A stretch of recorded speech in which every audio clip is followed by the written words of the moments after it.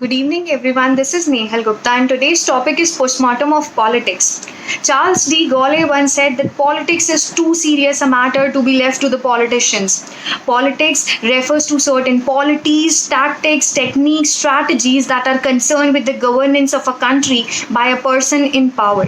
Whenever we hear the word politics, majority of us has this inbuilt thought that something nasty and immoral has been carried out. Even a great man once quoted that politics have no relations to morals. Earlier, politics worked on the grounds that we have to keep everyone together and united, and then we have to achieve the desired results. Shri Atal Bihari Vajpayee ji quoted in the same context that no matter how many disagreements and conflicts would arise between the people of the country belonging to different parties, we have to and we will stand together as a nation and fight every difficulty that will come our way. Earlier, political disagreements would emerge and they would end as political disagreements only. But if we look at the current scenario, any miscommunication or political argument would eventually end as a personal enmity.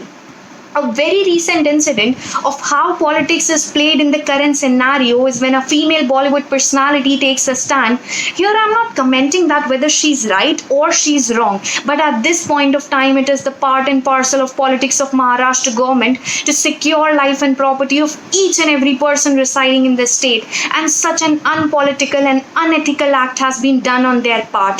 The eternity of politics resides in the phenomena of preserving, protecting, and procuring dharma. Now, when I say dharma, I do not focus on the religion at all. Dharma here means the laws of the land. One has to take such actions that goes hand in hand with dharma and do not give way to anything that might be termed otherwise. I'm assuming that all of us know the full-fledged story of Ramayana, and this particular text can be used for a top seeing the true meaning of politics. There are two instances. One, where Ram, who was to be crowned as the king the upcoming morning, chose to go to exile and keep his father's promises just to preserve the dharma of his father's kingdom and the people. And secondly, when Vibhishan, the demon king, preserved the dharma and stood against his own brother, since he knew that if his brother's rule is not brought to an end, it will create disasters for the people at large. Now, what do these acts portray? This is politics for the perseverance and the betterment of the people at large.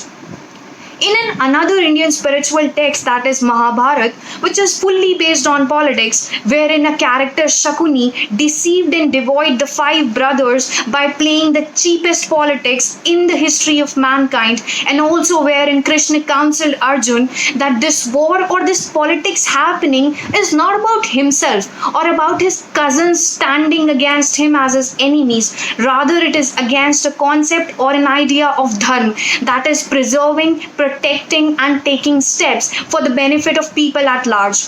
Basically, the idea of politics, what I wish to conclude here is no matter what you go through, what you achieve, or what you lose, being the one in power, one should always take every possible or impossible steps that would ultimately result for the betterment of the people, and if not so, then at least should not hinder or harm the rights or liberties of people at large as human beings. Thank you very much.